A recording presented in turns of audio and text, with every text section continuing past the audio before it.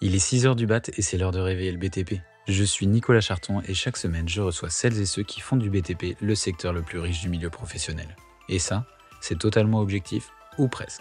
Alors si les sujets qui rythment l'actualité du secteur, la découverte de nouveaux métiers et en apprendre un peu plus sur le parcours de passionnés du bâtiment et des travaux publics t'intéressent, choisis ta boisson chaude préférée, installe-toi confortablement et profite de l'épisode qui va suivre.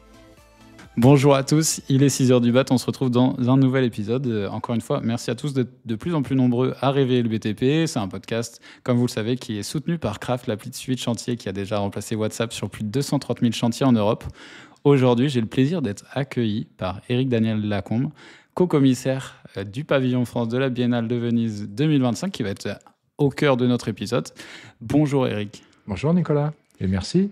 Et merci à toi de nous accueillir déjà dans un cadre assez inédit, puisqu'on a quand même vu sur Saint-Sulpice là au moment où on enregistre. Donc très cool de pouvoir avoir une vue d'ensemble pour donner du fond et de la forme à tout ce qu'on va se dire, parce que là on vit avec le lieu et ça va être le thème d'aujourd'hui, vivre avec, qui est l'exposition de la Biennale que vous avez présentée vous avec les commissaires. Mais avant de parler de tous ces sujets qui vont nous occuper pendant une demi-heure, je vais quand même te demander de te présenter. Qui es-tu, d'où tu viens et pourquoi tu as choisi l'architecture ? Je m'appelle donc Éric Daniel Lacombe, je viens d'une école d'architecture et j'ai choisi ce métier-là à un moment où les transformations de la société m'intéressaient. Je n'avais pas compris encore que l'architecture serait un art de la transformation. Je pensais que c'était un art des beaux-arts et, et j'ai compris au fur et à mesure de mes études, mais surtout au fur et à mesure de mon métier, que j'allais avoir affaire à des bouleversements. Les premiers bouleversements que j'ai eu à traiter comme architecte étaient essentiellement des bouleversements sur l'évolution de la société. On m'a fait plancher, je le dis parce que je démarrais pratiquement avec une planche à dessin et un T, donc j'étais loin du logiciel qui te soutient, mais qui soutient le bâtiment. Mais je voyais bien que la question, par exemple, des personnes âgées, des Alzheimer, du maintien à domicile de ces personnes âgées, ou des écoles, des foyers Sonacotra, des foyers de jeunes travailleurs, était un sujet de réflexion. Et j'ai compris que l'architecture n'était pas que les formes. Et j'ai deviné que c'était les formes et du sens. Et je pense que c'est ce sens-là qui m'a fait m'engager dans l'architecture. Et donc toi, l'architecture, tu l'as découvert par un environnement familial ou professionnel qui t'était proche, ou pas du tout? C'est quelque chose que tu as découvert un peu En fait, par tes expérimentations? le meilleur ami de mon père était architecte, habitait d'ailleurs dans la rue Bonaparte. Ok, Et je suis ici rue Bonaparte. Et joli je, clin d'œil. et je pense que je suis non seulement devant Saint-Sulpice, mais je suis surtout dans un lieu qui a été habité par Charlotte Perriand et dans lequel Le Corbusier venait, qui était pas loin, lui, rue de Sèvres, venait y passer des soirées ou surtout des après-midi de travail. Donc, je vois bien comment, entre le moment où ils étaient tous ici, on va dire en 1925, et aujourd'hui, en juillet 2025, il s'est passé des choses. Et il s'est passé des choses, finalement, avec ce que je disais tout à l'heure, l'évolution de la société, avec le rapport de l'évolution de la famille, de la vieillesse, de l'éducation, de la pédagogie, de la rupture familiale. C'est un sujet qui m'a occupé quand même 20 ans. Ok. Et dès le début de ces premières années, j'ai été consterné à l'idée qu'on voulait toujours maintenir les choses à l'identique. C'est-à-dire qu'on pensait qu'une chambre de foyer de jeunes travailleurs serait comme une chambre dans la maison de ses parents, une chambre où on puisse être seul, fermer la porte et s'isoler. Et à ce moment-là, j'ai plutôt regardé du côté de la colocation pour me demander ce que signifiait la différence entre un habitat de jeunes travailleurs ou le fait d'avoir une chambre chez ses parents. Le maintien à domicile, là, on n'a pas gagné la partie, nous a été présenté comme à un moment devant vivre en tout collectif dans ce qu'on a appelé les résidences pour personnes âgées. Hmm. Et là, j'ai aussi vu qu'il y avait quelque chose de compliqué, c'est-à-dire à l'enfermement, et on a essayé de proposer le maintien à domicile. Donc, vous voyez, Nicolas, c'est-à-dire qu'à un moment, on nous propose complètement une étanchéité, à un moment, on nous propose tout le collectif, et je me suis dit que la question architecturale, ça serait de faire des dessins pour que finalement la question politique, la question des décisions de notre société puisse advenir. Évidemment, quand je croise en 2007 l'obligation de m'intéresser aux inondations, c'est-à-dire qu'à un moment où je dessine 400 logements à Romorantin, en lieu et place d'une friche industrielle, je suis sûr d'avoir fait un bon dessin. Mm. J'ai aussi à l'intérieur de ça des équipements publics, mais je pense avoir fait un bon dessin parce que c'est l'idée de la transformation d'une ancienne usine dans un nouveau quartier. Mm. Et au moment où la sous-préfète nous convoque avec le maire pour nous dire qu'on a oublié l'essentiel, c'est ça que j'adore. C'est que l'architecture, on oublie toujours l'essentiel, et c'est pour ça qu'il faut être à plusieurs pour le rappeler. Et l'essentiel ici, c'était l'inondation. C'est-à-dire qu'on est en 2007, et la sous-préfète nous dit, on attend 1,20 m d'eau, plus 30 cm de précaution, ça veut dire 1,50 m de crue attendue.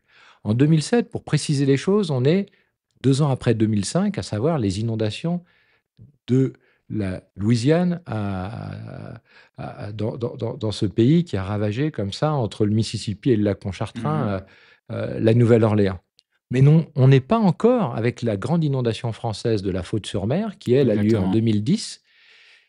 Et c'est ça la première chose que je veux dire à tes auditeurs, c'est-à-dire que tant qu'on ne nous a pas prévenus d'un système dans lequel on doit évoluer, je pense que tous les cerveaux, toutes les habitudes font que on va faire en sorte de maintenir ce qu'on connaît, de maintenir l'identique.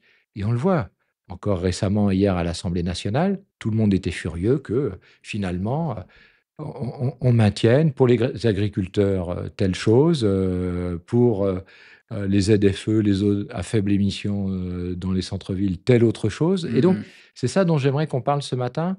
Qu'est-ce qui fait qu'on ne peut pas condamner moralement ce double déni, d'une certaine manière, au changement climatique, qui est Mm. celui de se dire, deux postures. La première, c'est envoyez-moi des éléments, et l'architecture en fait partie, pour nous mettre à l'abri pour toujours. Ça s'appelle des digues, ça s'appelle la climatisation. Mm. Et en même temps, j'aimerais ne pas changer ma vie. Donc, Ouais. on voit que cette chose-là, depuis que je suis au démarrage, jeune travailleur, personne âgée, inondation, je Mm. suis confronté à un problème que je pourrais résumer ainsi: chaque fois que ça chauffe, canicule, chaque fois que ça coule, inondation, chaque fois que ça change, changement climatique, chaque fois qu'on perd de la biodiversité, sixième extinction, on me demande d'être encore plus solide, plus performant et plus étanche. Et j'ai découvert quand même en 40 ans, à coup de toutes petites éprouvettes, j'ai un petit bureau, je fais de petites expériences, que finalement il y avait d'autres chemins possibles, plus localisés, plus hétérogènes, qui n'empêchent pas de parler avec les niveaux de dispositifs Mm. nationaux, Mm. de dire qu'on voudrait tous ensemble réduire la vulnérabilité de nos habitats. Il y a un autre chemin qui est plus, comme tu l'as dit Nicolas, du vivre avec. Alors quand c'est l'eau, c'est vivre avec l'eau. Quand c'est la canicule, c'est vivre avec les courants d'air. L'incendie est un problème très compliqué dont je ne parlerai pas aujourd'hui. Pas dire vivre avec le feu, parce que ça serait Non, quand même. parce que ça, c'est pas possible. Ouais, ça serait Et survivre, du coup. voilà. Mais avec l'eau, avec la canicule, qui, de mon point de vue, sont les mêmes chemins, parce que les territoires qui sont inondés sont aussi les territoires le plus chauds. Je l'ai dans tous mes endroits où je travaille, sont finalement, et c'est ça qu'on présente à Venise, des choses Mm. absolument indispensables sur lesquelles ce n'est pas habituel de s'y engager, parce qu'il faut lâcher quelque chose pour inventer autre chose. Et c'est, voilà, pour dire ce que là, je rencontre complètement l'architecture comme un art de la transformation à Mm. inventer et non pas à connaître. C'est ça, c'est plus de quelque chose qui évolue plutôt que quelque chose que tu absorbes. Et aujourd'hui, on va en parler de cette évolution et de comment le faire de manière réfléchie et long terme, puisqu'on essaye toujours de faire de l'architecture pour le long terme. C'est jamais court-termiste, l'architecture. C'est pour ça qu'il y a des grands courants d'architecture qu'on retrouve encore ici à Paris et dans d'autres villes. On va parler de cette Biennale d'architecture de Venise qui a lieu en 2025, où le pavillon France a dû vivre avec, déjà pour resituer, parce que moi j'ai, je pense, des auditeurs qui n'ont pas forcément connaissance de cette Biennale d'architecture, comme moi je n'avais pas connaissance il y a encore quelques mois avant de m'y rendre. Comment tu présenterais cette Biennale à quelqu'un qui connaît pas le terme de Biennale d'architecture, cette exposition? Et puis après, on partira directement sur ce thème du vivre avec, mais au moins resituer ce qu'est une Biennale, resituer Venise dans la Biennale aussi, j'imagine. Enfin, comment tu nous la présenterais simplement? La biennale, pour le dire simplement et traduire, c'est tous les 2 ans. C'est une fois l'art, une fois l'architecture. J'aime cette idée-là parce que ça veut déjà dire que l'architecture n'est pas exactement l'art. Mhm. Et c'est vrai que mon introduction dans le rapport à la société, dans le rapport à l'éthique, ce qui n'interdit pas l'esthétique, montre bien que l'architecture doit laisser et des messages avec la forme et des messages avec le sens. La forme, c'est donc l'invention depuis un siècle de l'extrémité de la ville de Venise, hein, entre Mhm.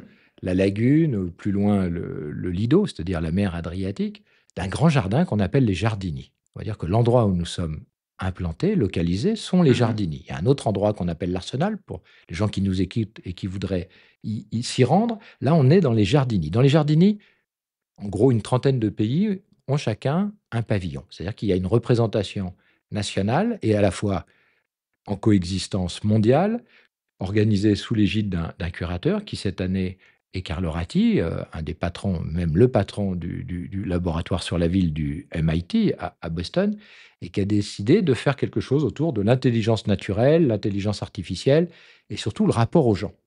Ça nous allait très bien, mais on n'avait pas le sujet pendant qu'on répondait. Nous, la Mhm. question qu'on nous a posée, c'est une question qui reprend ce que j'ai dit dans l'introduction. Le pavillon français a plus d'un siècle, il doit être réparé. Et donc, il doit être réparé. Que font les architectes du pavillon? Ils augmentent sa capacité d'isolation thermique Mhm.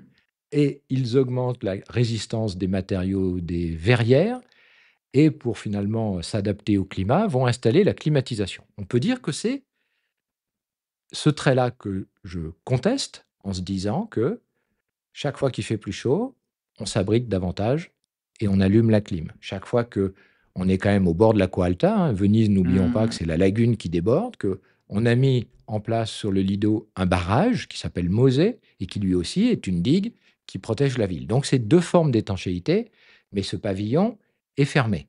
Donc on était 49 équipes françaises. Ici, je suis avec Martin Duplantier et Jacob McFarlane. On est 3 agences à répondre. La première attitude que l'on a eue, et je la trouve intéressante, c'était de rester sur place.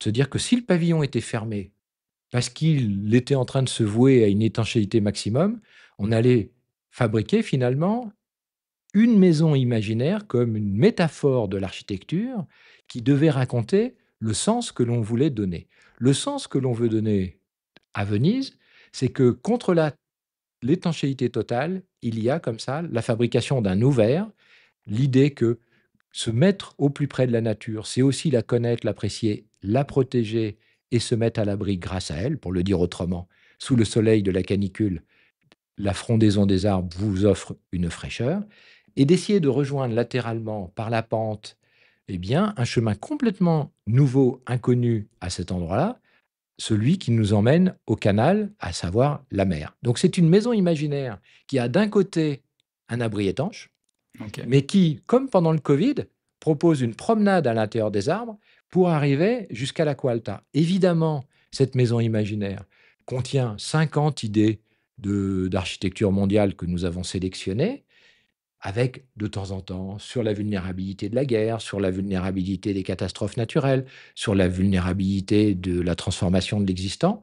Mais surtout, quand vous êtes sur place et que vous prenez cet escalier, c'est aller voir au plus près l'inondation pour apprendre à la découvrir et à s'en méfier, mais toujours avec une bienveillance. On Mhm. peut dire que là, je vous parle, Nicolas, aujourd'hui, c'est 4 jours après les accidents meurtriers du Texas. Ouais. On peut dire que l'inondation qui a déjà fait 100 morts et encore 200 disparus au Texas dans l'été 2025 est un moment où on voit bien que d'avoir emmené l'ensemble du camp des jeunes filles au plus près de l'eau est quelque chose qui, en pleine nuit, empêche, et par l'absence d'alerte et par l'absence de l'organisation du territoire, de sauver sa vie. Donc, je continue à penser que découvrir ce qu'est l'inondation, c'est en même temps se mettre à la bonne distance, Mhm. même quand l'eau peut monter 9 mètres en 1 heure, pour le dire simplement, être capable de faire ce chemin-là. Voilà ce que le pavillon français à Venise propose, c'est-à-dire de se mettre dans un jeu où l'architecture,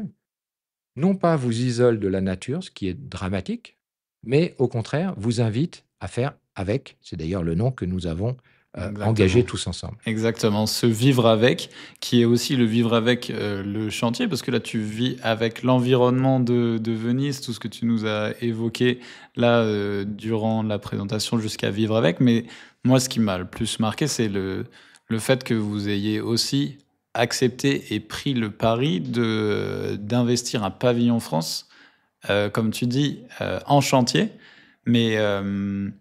mais pas à l'intérieur du chantier. Vous avez pris parti de garder ce chantier comme existant et d'y exposer tout autour. Alors qu'on pourrait se dire, bah, écoute, cette année, le pavillon France est fermé, trouvons une autre solution fermée.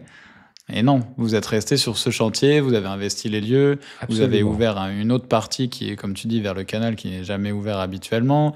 Il y a ce côté-là aussi de vivre avec, c'était aussi une façon de montrer qu'on peut vivre avec un geste fort qui est de prendre un chantier. Mais vivre avec, c'est pas forcément un effort surhumain, c'est juste Non, s'adapter. ça demande, cette adaptation dont vous parlez très bien, demande 2 choses. L'idée d'une découverte, et c'est vrai que nous avons découvert un lieu qui d'ailleurs ne servait à rien, en même temps qui était sanctuarisé. Je vous passe les difficultés de la biennale d'accepter qu'on puisse s'installer dans un jardin, mais ce que tout le monde comprend, personne n'aurait envie qu'on installe une maison dans le jardin du Luxembourg. Donc on voit Mm, qu'il mm. y a la question de l'abri, il y a la question de la sanctuarisation, il y a la question de la mise à distance. Et donc, on peut se dire que le fait de vivre avec cette découverte est une chose très importante. Mais c'est ça le métier des architectes, il faut bien découvrir des choses. Donc, en arpentant les lieux, nous avons découvert cet endroit-là. Mais de la même manière, quand je suis dans les vallées que je cherche à réparer après la tempête Alex dans la Roya, la Vésubie, la Tinée, j'ai découvert des lieux insoupçonnés à l'intérieur desquels on peut construire un habitat, non pas pour demain, je ne crois pas à un résultat pour la fin de l'année, je crois à un résultat pour la fin du siècle. C'est pour ça que d'ailleurs à Venise, on a un des mécènes qui est très important, qui est la Caisse centrale de réassurance. Mm, C'est-à-dire qu'il faut changer le modèle parce que les assurances, une fois que c'est cassé, vous remboursent à l'identique. mm, mm. Donc on a perdu 1 milliard dans les vallées. Si on les remet à l'identique, on reperdra 1 milliard. On a perdu 640 millions dans le Pas-de-Calais. Si on les remet à l'identique, on reperdra 640 millions. À un moment où le gouvernement français cherche à équilibrer son budget. Donc on voit bien qu'on est dans une organisation beaucoup plus large avec l'idée d'un bien commun à partager. Et donc une découverte et une transformation. La découverte, c'est un lieu. On a pratiquement fait une prise de site. Mm. La transformation, c'est de permettre à vous, à vos enfants, à des familles, à des personnes âgées, il y a même un ascenseur, finalement, d'aller au plus près, sans danger, de la nature qui est en changement ou de la nature de l'eau qui est en changement. Oui, je crois que la canicule et l'air font de l'air un matériau. Oui, l'eau fait de l'air et de l'eau un matériau. D'ailleurs, on le voit, ce matériau est en trop-plein parfois, est à manquer autant de fois. Un des projets que j'expose à Venise, c'est le projet de Trèbes. C'est vrai que c'est des gens qui ont une vague de 4 à 7 mètres et avec lesquels je travaille. Et là, j'y retourne dans une semaine. Et ils ont tellement plus d'eau qu'ils sont en train d'arracher des pieds de vigne. Donc, je pense que se dire que nous avons des nouveaux matériaux à transformer, qui sont vivants finalement, est une chose qui est à l'inverse du point de départ, où on nous dit plutôt, la nature est en colère, restons dans ce qu'on connaît et mettons-la à l'écart. On sait que ce chemin-là a tué plus qu'il n'a protégé. Donc c'est pour ça que cette interview me tient vraiment à cœur, parce que cette bienveillance avec la nature, c'est le chemin de la bienveillance et donc de la solidarité avec les autres. Parce que si vous êtes étanche à la nature, il faut aussi comprendre que vous êtes étanche aux autres êtres vivants, qu'ils soient humains ou non humains. Et ça, c'est la deuxième grande difficulté, c'est que quand ça cogne, il faut savoir où sont les gens fragiles, il faut aller les chercher, il faut aller les secourir, il faut pouvoir apporter de l'aide dans des conditions où c'est difficile. Et donc, c'est pas au moment où ça cogne qu'il faut être prêt, c'est avant. Mm, mm. Je veux dire, cette solidarité, ce rapport à se vivre avec, il se construit plutôt par temps sec, plutôt par temps calme, qu'au moment où c'est à pleine tempête. Eh Pardon de oui. le dire autrement, si vous avez jamais passé de nuit à -40 dans une montagne et que vous voulez sortir votre duvet ou fabriquer, Mm. votre petite plateforme suspendue, vaut mieux avoir testé tout ça, son matériel en plein été, que d'attendre qu'il y ait du vent, qu'il fasse -40 et que vous soyez fatigué. C'est ça que je raconte et l'architecture peut nous proposer ça. Mm, mm. L'architecture ferme beaucoup de portes, mais elle en ouvre certaines.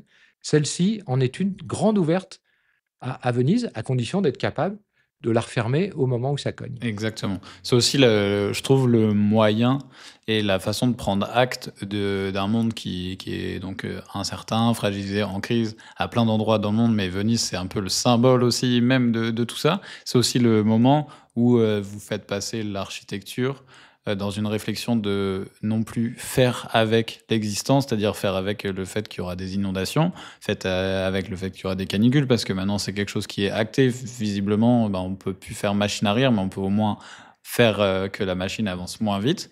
Et c'est une transition entre le faire avec pour l'architecte et le vivre avec, comme vous avez essayé de le mettre. C'est-à-dire que tu ne fuis plus la canicule. Tu le dis, toi, tu fuis pas la canicule, mais tu te dis comment faire en sorte que ça soit quand même vivable, tu vois, vivre avec.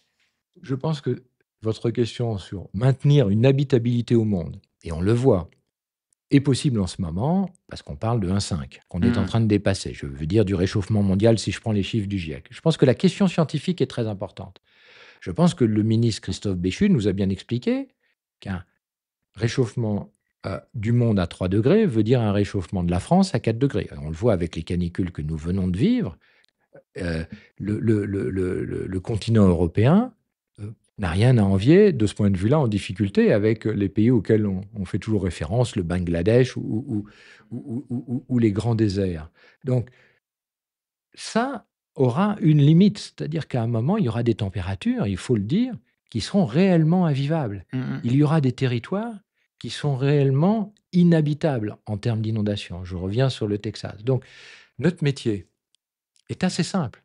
C'est soit les gens vont donc rester, si on est capable de dire comment, et c'est ça le premier chemin du vivre avec, comment il est possible de s'adapter pour maintenir cette bienveillance avec une inondation, avec une canicule, soit à un moment donné, on sera aussi sur certaines fractions de la Terre, de la planète dépassée, et à ce moment-là, ça sera un autre sujet qui sera la délocalisation et la réorganisation de nos surfaces bâties. Et c'est pour ça que les laboratoires, je trouve qu'on ne se sert pas de ces endroits-là comme des laboratoires. Venise en est un, et en plus, il est métaphorique parce qu'il est Oui. censé faire exposition et sens direct. Donc on voit bien que le rapport à l'eau est court et que le rapport à la canicule est direct. Mais quand je suis dans le Pas-de-Calais, je pense qu'il faut à la fois, par exemple, se dire que la majeure partie des habitants vont rester et qu'on a un travail d'adaptation. Si pas compte après, on va dire, comme dans la Camargue, qu'une grande fraction du delta va être submergée, il faudra penser à d'autres hypothèses. Et c'est pour ça que je dis que c'est un travail que nous devons mener collectivement. Les gens restent parce qu'à côté, ils ont leur emploi, parce qu'ils ont une présence familiale. Personne n'a envie de partir. Et c'est souvent ça qui fait des désordres. Je reprends encore le Texas. Ce camp existe depuis 100 ans et les habitudes, à mon avis, d'installation des tentes sont les mêmes depuis 100 ans. Alors, évidemment, est-ce que ça va créer un point de départ à une transformation, y compris de ce camp, ou des campings latéraux, ou des villages plus lointains, ou même des villes comme Austin, San Antonio? C'est ça les questions que j'aimerais aborder. Et Venise est un point de départ. Quand on était à Venise ensemble, tous les deux, Nicolas, avec toute l'équipe, eh bien, on a quand même compris qu'il y avait des vulnérabilités qui étaient par exemple celles de la ville moyenâgeuse que on a tenu à préserver. Et Paolo Vigano, la grande architecte urbaniste, nous a magnifiquement renseigné. Et c'est ça qui a fait que la première décision, c'est de se dire, tiens, on va mettre le barrage Mosée pour protéger la ville moyenâgeuse. Mais en même temps, ce barrage, il a augmenté des désordres à l'intérieur de la lagune, en termes de pollution, en termes de biodiversité, et qu'il y a un troisième acteur dans le jeu, qui est le port, qui est niché au fin fond de la lagune. Et on voit que dès qu'il y a 3 acteurs, il se peut qu'il y en ait que 2 qui gagnent et un qui soit obligé de s'externaliser. Mais au moins, il y aura eu des scénarios qui nous ont été présentés. Ça sera peut-être le port qui risque de se réouvrir en repartant ailleurs sur l'Adriatique, et que c'est peut-être ça qui maintiendra l'habitabilité et de la ville moyenâgeuse et de la respiration de la lagune. Et j'aime ces conversations-là où l'architecte, d'ailleurs c'est comme ça que je fais mon métier, prend toujours au moins 2 points de vue contradictoires. D'ailleurs, ils sont assez simples. J'ai toujours les services décentralisés de l'État qui me disent qu'il va falloir être très prudent, introduire une culture du risque. Et j'ai les habitants représentés par leur maire qui me disent que c'est passé et qu'on pourrait recommencer comme avant.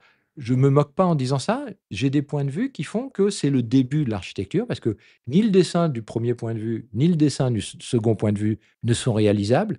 Ne rien faire ou de maintenir l'identique. Et on voit bien que c'est là qu'il faut recommencer ce que je disais tout à l'heure, une découverte pour avoir des endroits, ou de dire que ces endroits-là, eh ben, on les rend définitivement à la nature. Et je crois qu'il va falloir être courageux là-dessus, et d'autres endroits sur lesquels on pourra s'adapter ou se relocaliser. Donc finalement, le jeu est simple, mais il faut qu'on arrête de penser en termes de solutions uniques, homogènes partout, pilotis, digues, fermetures.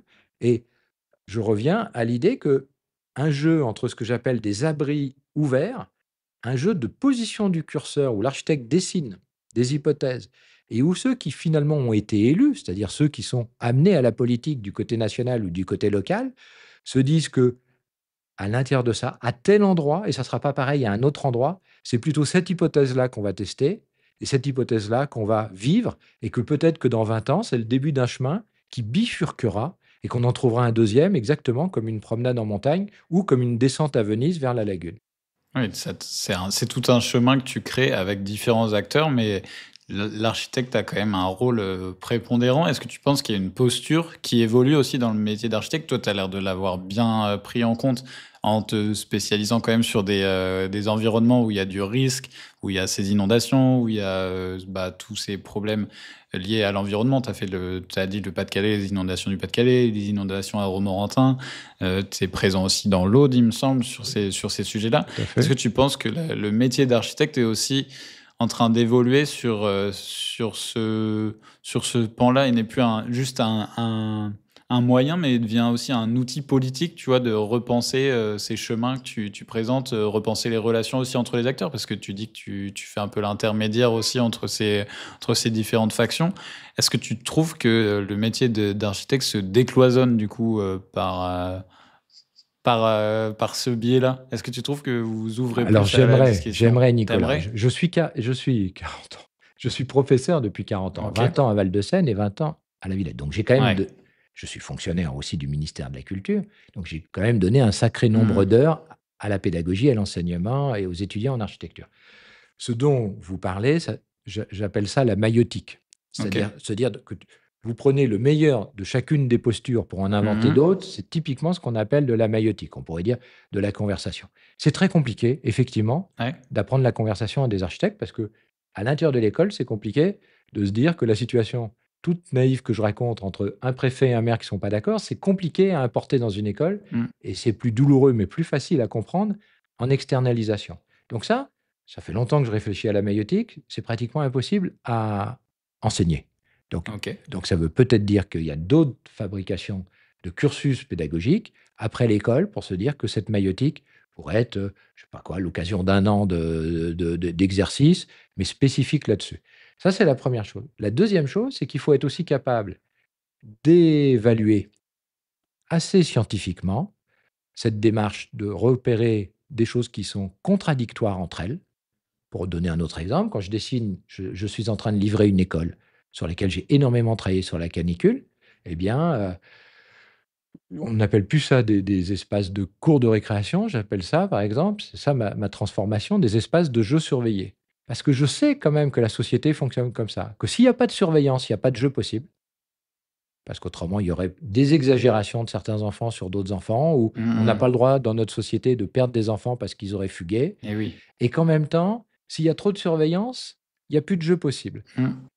C'est ça que j'essaye de raconter dans votre émission, c'est que si on comprend, j'ai fait ça tout à l'heure avec les Alzheimer, si vous les laissez pas déambuler et que vous les laissez que se sauver, vous aurez un procès de la part des familles qui vous disent finalement vous êtes gonflé, je vous ai confié ma personne âgée Alzheimer, vous la laissez partir sur les routes, je vous fais un procès. Donc Hmm. on risque de basculer dans un système de prison. Et donc il faut trouver à chaque endroit les deux extrêmes. Donc en fait, j'ai pas découvert les catastrophes naturelles en premier, j'ai découvert pendant 20 ans le jeu dialectique de la pensée à l'intérieur de laquelle l'architecture se situe, et c'est celui-là que j'ai proposé au maire ou au préfet quand ils m'ont dit: «Éric, on va attendre 1,50 m d'eau». J'ai dit: «J'y connais rien en eau, mais je saurais vous faire échanger ensemble sans divorce». C'est-à-dire que finalement, je suis dans un système où je ne fais pas divorcer la ville et la nature, alors qu'on le voit bien. Les étanchéités, c'est un divorce entre la ville et la nature. Je ne fais pas divorcer les institutions nationales et les institutions locales, alors qu'aujourd'hui, à chaque congrès des maires, j'entends les maires en colère sur les injonctions du gouvernement, et je trouve que c'est divorce trop fort. Hmm. Je ne fais pas non plus de divorce entre la discipline architecturale et les spécialistes de l'ingénierie ou de la science du vivant ou même de la sociologie ou surtout de la géographie qui est un endroit absolument magnifique pour réfléchir. Donc, tout ce système de bienveillance au dialogue fait que, à un moment, la proposition, j'insiste parce que je ne suis pas un philosophe, je ne suis pas un sociologue, je ne suis pas un géographe, la proposition formelle de l'architecte peut être critiquée comme à un moment, un jeu placé entre est-ce qu'on est trop du côté de l'abri Hmm. ou est-ce qu'on est trop du côté de l'ouvert? Cette décision politique, elle ne m'appartient pas, mais je fais pratiquement 80 du chemin avec mes projets qui permettent aux gens de se disputer ou de se mettre d'accord. Donc ce n'est pas un consensus que je vise, c'est un arbitrage. Je peux vous dire, Mm. Nicolas, que la satisfaction pour un architecte de se dire qu'on est à la fois un anapathe de l'architecture dans ces lieux de transformation plus que de réparation, et en même temps qu'on propose, pour ceux qui craignaient de tout abandonner, de nouvelles formes d'habitat, y compris à Trèbes, dans l'Aude, où je redessine la ville, où des pêcheurs habitués à leur lac ne voulaient pas l'enlever. Et Mm. on a été obligé d'inventer avec monsieur le maire, Éric Ménassi, 4 formes de pêche pour les convaincre de lâcher la première. Voilà ce que je propose en ce moment au monde entier. C'est OK, j'ai compris que vous vouliez de l'étanchéité, j'ai compris que vous vouliez maintenir à l'identique votre vie, et je vous en reprocherai jamais, je suis comme vous. Et c'est pour ça qu'on a du mal et que la population n'engage pas. Si par contre l'architecte est capable de proposer des alternatives créatives, imaginatives, inventives et plaisantes, je pense que tout le chemin du divorce, tout le chemin de la crispation, tout le chemin de l'allergie à l'écologie peut effectivement se transformer dans un chemin, je le redis et je termine, de la découverte et de l'invention. Mhm. Moi, si j'avais un... Parce qu'on va arriver bientôt sur une fin d'entretien et que c'est hyper passionnant, mais moi, je pense que justement, la suite de ce vivre avec, pour moi, de ce que j'entends et de ce que j'ai pu découvrir aussi là-bas sur Venise, c'est dialoguer avec, finalement. Dialoguer plus avec l'existant, mais avec ceux qui existent à travers cet existant qu'on habite, qu'on s'approprie ces lieux, ces écosystèmes, cette biodiversité aussi, comme peut l'être le pavillon France. C'est vraiment le symbole, enfin cette exposition, c'est vraiment le symbole d'une biodiversité, d'un environnement d'existants qui cohabitent. Donc on va passer de vivre avec à dialoguer avec. De mon point de vue, si toi tu avais à résumer l'étape d'après ou à ouvrir un peu l'étape d'après du vivre avec, est-ce que Il y tu en a partirais deux. là-dessus Il y en a ou... deux. La première qu'on va perdre, c'est est-ce que, comme certaines terrasses à Paris après le Covid, ont réussi à rester en vie? Je pense que de la maison imaginaire qu'on a proposée, hein, Mhm. je pense qu'on pourrait en garder peut-être l'escalier et peut-être la terrasse contre le canal. Mhm. Je pense que tout ce qui va être apporté comme fraîcheur en ce moment fait que ce sont les seuls endroits habitables de cette maison imaginaire. C'est-à-dire qu'elle est Ok. à la fois imaginaire et réelle. De ce point de vue-là, elle répond à Carlo Ratti. Mais Mhm. je ne crois pas qu'on va gagner. C'est-à-dire que c'est pas parce qu'on a des hypothèses, des tentatives qu'on gagne à tous les coups. Je gagne à peu près une fois sur 10, pas plus, mais c'est Ce déjà qui est pas déjà mal. pas mal, ouais. Et la deuxième chose qui est très étonnante, c'est que tout le monde nous a dit, parce qu'il faut accepter les critiques, hein, il y en a eu autant que d'applaudissements. C'est très bien cette idée de descendre dans la fraîcheur à la mer. Vous auriez pu vous passer tous les récits sur les 50 projets. Et en même temps que les gens vous disent ça, ils vous disent quand même les projets du Bangladesh qui, en faisant un creux dans le sol, gardent de l'eau alors qu'ils en avaient trop. Et avec la terre, font une bosse sur laquelle ils peuvent encore habiter. Ou le Andrés Jacquet, le Dean de Columbia, qui réinvente une nature plus fraîche parce qu'il est capable de la cerner par une forme anti-courant d'air sec en pleine Espagne et que ça sera un des lieux humides les plus intéressants, font que les gens disent, comme mon préfet et comme mon maire, pardon de me les être appropriés, c'est bien et c'est pas bien. Mhm.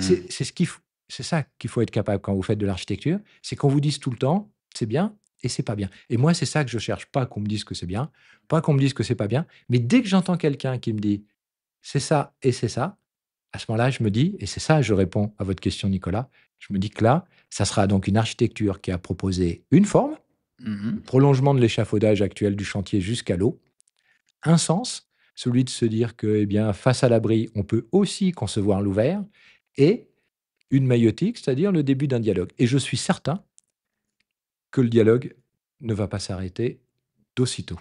Et le fait d'avoir un c'est bien, c'est pas bien crée enfin, de facto un dialogue, puisque il y aura deux Évidemment, points de vue qui vont se confronter, et toujours. là, il y aura cet arbitrage du coup que tu as Et vous avez évoqué, compris, Nicolas, et que c'est voilà. même comme ça que je conçois ma position, et même je Mhm. fais exprès de faire le dessin où Ouais. c'est le jardin qu'il aurait gagné, par exemple, et il n'y aurait Mhm. rien eu comme bâtiment à Romorantin, ou l'autre dessin où le maire semble que je suis de son côté, Ouais. et là, la ville fait prendre une autre décision.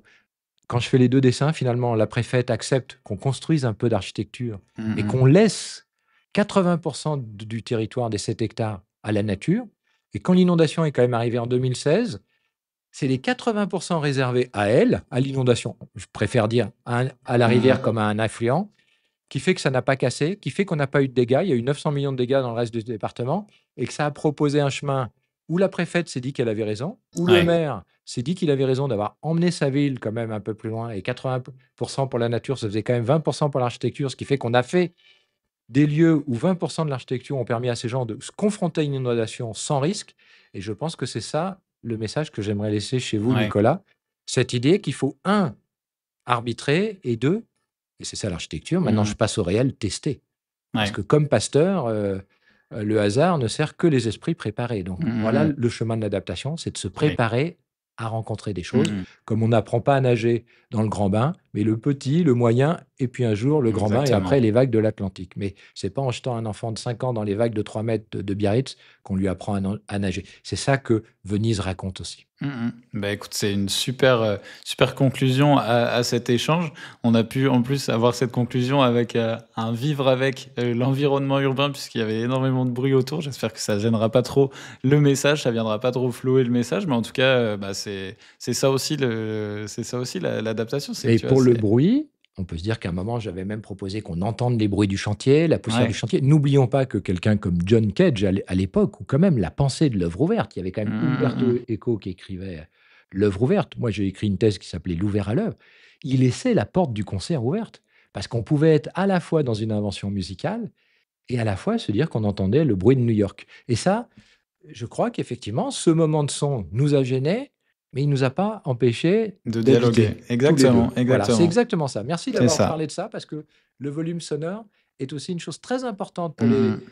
pour les incendies, mais on a dit qu'on n'en parlait pas, mais formidablement importante pour l'inondation, parce Mm. que ce sont des bruits qui vous tétanisent et qui, à ce moment-là, vous font peut-être prendre des mauvaises décisions. Donc, Ouais, voilà, exactement. toute cette phénoménologie de l'architecture, du sensible, est à convoquer. Tout le temps, Mhm. tout le temps, tout le temps. Mais ce n'est pas les portes fermées ou les fenêtres fermées qu'on entend le bruit qui pourrait peut-être nous sauver, parce qu'il dirait quelque chose de l'endroit d'où ça vient, Ouais. du sens du courant, de la vitesse à laquelle ça se rapproche.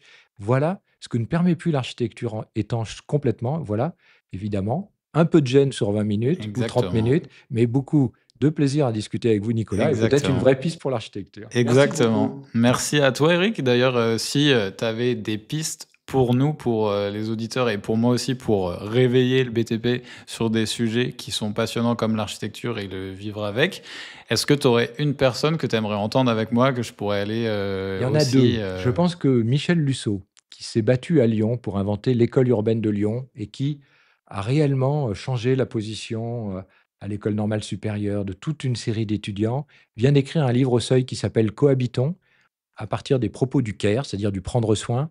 Ok. Et je pense que là, le prendre soin est très proche de choses que je peux raconter. Prendre soin même quand le climat devient trop dynamique. Mhm. Et il y en a un second, à mon avis formidable pour vos auditeurs, Nicolas, qui est Olivier Amand, Ok. qui joue, lui, le concept de la robustesse plutôt que celui de la performance. Et je pense que au lieu de toujours de dire c'est pas bien ce que vous faites, faites plus ci, faites plus ça, c'est pour ça que les gens réagissent très difficilement, Hmm. leur proposer finalement des chemins plus sympas, plus bienveillants, plus agréables, et la robustesse en fait partie. Cohabiter et robustesse, Olivier Amand, Michel Lussot, voilà Magnifique. deux personnes bien plus intéressantes que moi qu'il faut tous se précipiter d'écouter ou de lire. Bah, magnifique. Bah, merci pour ces recommandations. C'est assez marrant, mais on a le moment de la fin de l'épisode qui a été ponctué par les cloches du Saint-Sulpice. Donc, très intéressant de se dire que bah, peut-être que c'était aussi un message de Saint-Sulpice pour nous dire que c'était la fin de cet épisode. J'espère que vous avez apprécié. J'espère que tu as apprécié ce moment, Eric. En tout cas, c'était hyper intéressant. C'était très bien. Voilà, comme à la radio, ça sonne à la fin. Exactement. Merci à Merci, tous d'avoir Nicolas. écouté. On se retrouve très très vite pour réveiller de nouveau le BTP. Merci d'avoir réveillé le BTP avec nous ce matin. Tu retrouveras toutes les infos, les liens et les documents évoqués au cours de cette discussion dans la description. Mais avant de se quitter, si tu as apprécié cet épisode, n'oublie pas de t'abonner et de mettre 5 étoiles au podcast sur ta plateforme d'écoute préférée. Et quant à nous, on se retrouve très vite pour réveiller de nouveau le BTP.